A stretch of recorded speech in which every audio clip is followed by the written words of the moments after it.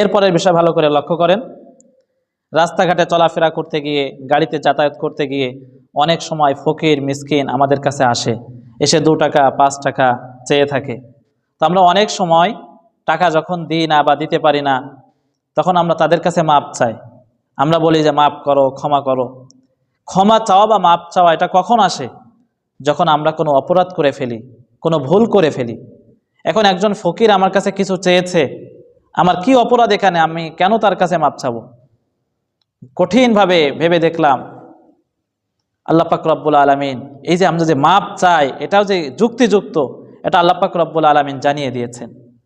আল্লাহ পাক রব্বুল আলামিন বলেন, ওয়াফি আমওয়ালিহিম হাক্কুল লিসাইলি ওয়াল মাহরুম, তাদের মালের ভিতরে অর্থাৎ ধনীদের ধন সম্পদের ভিতরে আল্লাহ পাক রব্বুল আলামিন বঞ্চিতদের এবং ছায়েল যারা ফকির যারা মিসকিন যারা, তাদের অধিকার আল্লাহ পাক রব্বুল আলামিন রেখে দিয়েছেন। তার মানে আমার সম্পদের ভিতরে আমি যদি ধনী হয়ে থাকি, আমার সম্পদের ভিতরে যারা অসহায় মিসকিন সম্পদ থেকে বঞ্চিত, তাদের অধিকার তাদের হক আমার সম্পদের ভিতরে আল্লাহ পাক রব্বুল আলামিন রেখে দিয়েছেন। তো ফকির মিসকিন যখন আমাদের কাছে আসে কোনো কিছু চায়, মূলত তার অধিকার তার হক সে আমার কাছ থেকে নিতে আসে। তো তার অধিকার আমি ফেরত দিই না, তার মানে তার অধিকার তো দরকার হলো তাকে ফেরত দিয়ে দেওয়ার, তাকে দিয়ে দেওয়ার। আমরা দিই না বা দিতে পারি না, তখন আমরা মাপ চাই যে তোমার অধিকার তো আমার কাছে আছে, কিন্তু আমি দিতে পারছি না, তুমি আমাকে মাফ করে দাও। তাহলে বোঝা গেল ফকির মিসকিনের কাছে যে আমরা মাপ চাই, এটা আমরা অনুতপ্ত হয়েই মাপ চাই, এটা আমাদের ভুলের কারণে আমরা মাপ চাই। যথাসম্ভব ফকির মিসকিন যদি আসে তাকে ফেরত না দেওয়া।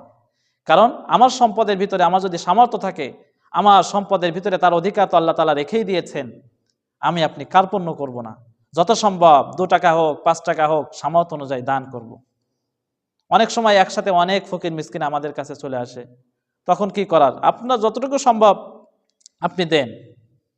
2-5 জন বা 2 জনকে আপনি দিলেন, আরো কয়েকজন দাঁড়িয়ে আছে, আপনি অনুতপ্ত হন। তো মাপ যে চায় বা ক্ষমা চায় এটা অযৌক্তিক বিষয় না, যৌক্তিকই বিষয়। এই বিষয়গুলো খেয়াল করতে হবে। এরপরের যে বিষয়টা আসি, আমি আপনি রাস্তাঘাটে চলতে গিয়ে যে অপরাধের ভিতরে পড়ে যায়, সেটা হলো